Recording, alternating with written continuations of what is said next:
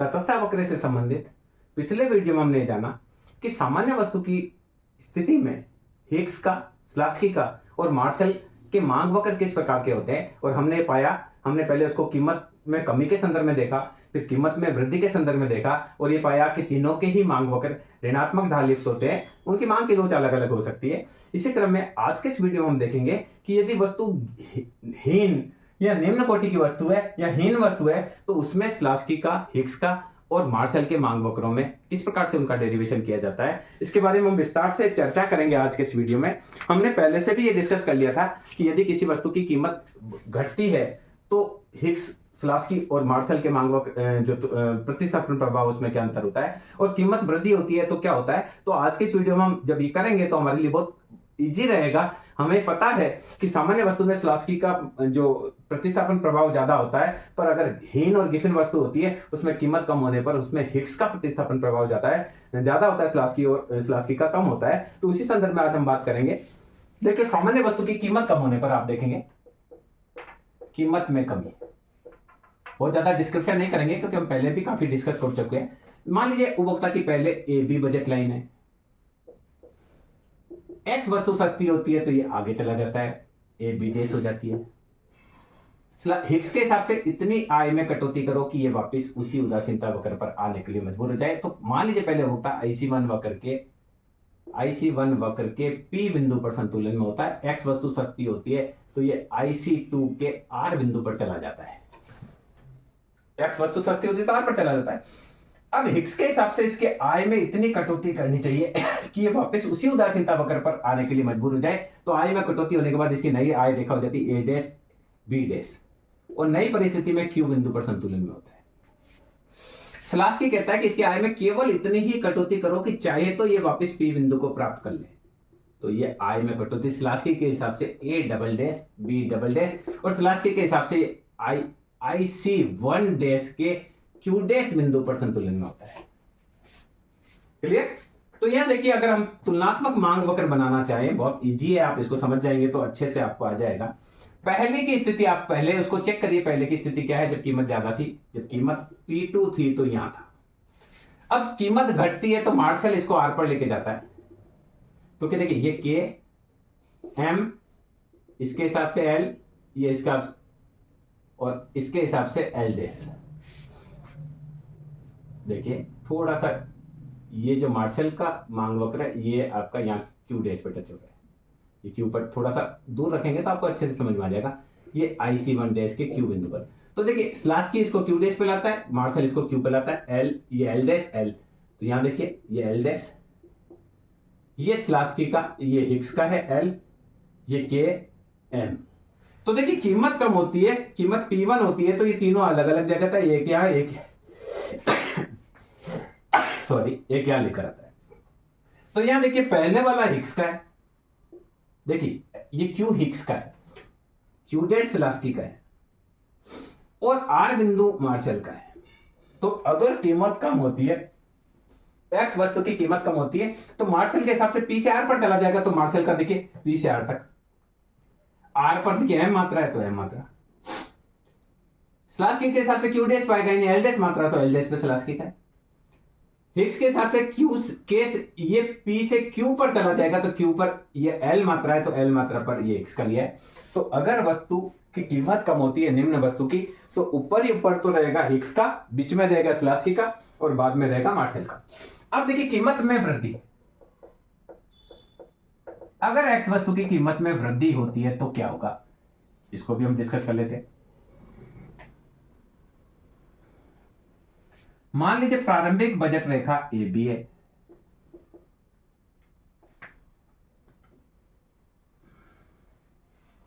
ए b budget रेखा, x वस्तु महंगी होती है तो बजट रेखा ऐसे हो जाती है ए बी डैश। हिग्स के हिसाब से इसके आय में इतनी वृद्धि करनी चाहिए कि वापस उस पर आने के लिए हो जाए। तो ये देखिए पहले IC चित्र में थोड़ा सा देखिए टेक्निकल है, आपको प्रैक्टिस करनी रहेगी इसकी। तो देखिए मान लीजिए प्रारंभिक बजट रेखा थी ए बी, एक्स वस्तु महंगी हुई तो ये यहां गई, थोड़ा महंगा, ये ए बी देश है। अब हिग्स के हिसाब से इसकी आय में इतनी वृद्धि करनी चाहिए कि वापस उसी उदासीनता वक्र तक जा सके, तो ये हिग्स के हिसाब से हो गया। मान लीजिए ये IC1 वक्र के पहली स्थिति में आप देखिए, समझने की बात है, IC1 वक्र के P बिंदु पर उपभोक्ता था। अब X वस्तु महंगी हुई तो ये R पर आ गया, IC0 के R पर आ गया। यानी पहले ये X वस्तु की K मात्रा खरीदता था, अब X वस्तु की M मात्रा खरीदता है। यानी महंगी हुई तो P से R पर चला गया। अब हिग्स के हिसाब से इसकी आय में इतना तुल्य मूल्य परिवर्तन करना चाहिए कि वापस उसी उदासीनता वक्र पर आए, तो नई परिस्थिति में Q बिंदु पर संतुलन में होता है, और Q बिंदु पर संतुलन में होता है तो X वस्तु की L मात्रा खरीदता है। स्लास्की कहता है जब आय बढ़ा ही रहे हो तो इतनी तो बढ़ाओ कम से कम कि ये P बिंदु चाहे तो प्राप्त कर ले, तो हम P बिंदु चाहे तो प्राप्त कर ले। तो स्लास्की थोड़ा ऊंचा ज्यादा आय बढ़ाना चाहता है, और नई परिस्थिति में स्लास्की के हिसाब से IC1 डैश के Q डैश बिंदु पर उपभोक्ता संतुलन में होता है, और Q डैश बिंदु पर संतुलन में होता है तो ये मात्रा खरीदता है L डैश। तो इसका मांग वक्र देखेंगे तो देखिए, प्रारंभिक बिंदु P बिंदु, जब कीमत P1 है तो ये उपभोक्ता यहाँ है। अब कीमत बढ़ती है तो मार्शल के हिसाब से आएगा, हिग्स के हिसाब से आएगा, और स्लास्की के हिसाब से आएगा। तो कीमत बढ़कर P2 हुई, P1 से P2 हुई तो एक यहाँ आ रहा है, एक यहाँ आ रहा है, एक यहाँ आ रहा है, ये आ रहा है मार्शल। ये सेकंड वाला L होता है हिग्स का, और तीसरा वाला होता है स्लास्की का, क्योंकि L डैश हमने स्लास्की का लिया हुआ है। ये K M L L dash. तो देखिए पहला वाला जो वक्र है ये कीमत में कम होने पर P से R पर चला जाता है, हिग्स के हिसाब से Q पर आता है, स्लास्की के हिसाब से Q डैश पर आता है। यानी सब्स्टिट्यूशन इफेक्ट ऑफ हिग्स ज्यादा है सब्स्टिट्यूशन इफेक्ट ऑफ स्लास्की के। यहां सब्स्टिट्यूशन इफेक्ट ऑफ स्लास्की ज्यादा है सब्स्टिट्यूशन इफेक्ट ऑफ हिग्स। देखो स्लास्की का इतना सब्स्टिट्यूशन इफेक्ट है, हिग्स का कम है। ये सब्स्टिट्यूशन इफेक्ट है K से L डैश तक, इसका है K से L तक। तो अब इनको मांग वक्रों को देखेंगे, हम तीनों मांग वक्रों को आपस में तुलना करते हैं। पहला हिग्स, दूसरा स्लास्की, तीसरा मार्शल। तो ये देखिए, ये हिग्स, स्लास्की और मार्शल। मार्शल का सीधा ऊपर जा रहा है, मार्शल कम रोजगार है, ये मार्शल का ऊपर जा रहा है। मार्शल के बाद हिग्स का आ रहा है, यानी हिग्स का यूं घूम के आ रहा है हिग्स, और तीसरा आ रहा है स्लास्की का, यानी स्लास्की का ये मार्शल को टच करते हुए जा रहा है स्लास्की का। इस प्रकार से तीनों के तुलनात्मक मांग वक्र होते हैं। इसका ढाल भले थोड़ा सा ऐसा हो गया, हम इसको ढाल को थोड़ा नीचे करना चाहेंगे तभी हो जाएगा। देखिए वापस थोड़ा सा ढाल को नीचे करके बताता हूं। तो यूं पहला वाला हिग्स का, उसके बाद स्लास्की और मार्शल। इधर उल्टा चलेंगे तो पहले आ रहा है मार्शल का, दूसरा आ रहा है हिग्स का, तीसरा आ रहा है स्लास्की का। तो कर लेंगे आप मांग वक्र बनाने का।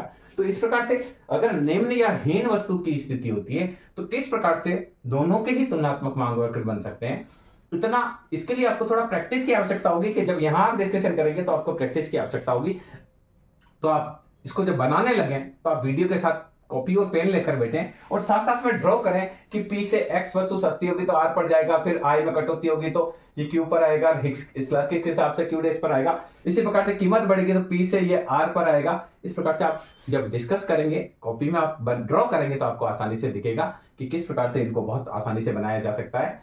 मैं समझता हूँ इस वीडियो के माध्यम से आप समझ पाए होंगे कि निम्न या हीन वस्तु की स्थिति में किस प्रकार से तीनों के तुलनात्मक मांग वक्र बनाए जा सकते हैं। हिग्स का कैसा बनेगा, मार्शल का कैसा बनेगा और स्लास्की का कैसा बनेगा। तीनों ही का ढाल ऋणात्मक है, जो ये बताता है कि कीमत में होने वाली वृद्धि के साथ मांगी जाने वाली मात्रा घटेगी। यानी तीनों मांग के नियम का समर्थन करते हैं। कीमत बढ़ने पर मांग घटेगी, और देखो कीमत बढ़ रही है तो मांग तीनों की घट रही है, और कीमत घटी तो तीनों की मांग बढ़ी। पहले मांग थी ओके, कीमत घटी तो M L मार्शल भी कह रहा है बढ़ेगी, हिग्स स्लास्की भी कह रहा है और हिग्स भी कह रहा है, और कीमत बढ़ी तो मार्शल भी कह रहा है मांग घटेगी, हिग्स भी कह रहा है मांग घटेगी, और स्लास्की भी कह रहा है मांग घटेगी। अंतर यह है कि वो कह रहा है, अलग अलग इकोनॉमिस्ट अलग अलग बताते हैं, कोई कहता है ज्यादा घटेगी, कोई कहता है कम घटेगी, और ऐसा कुछ है।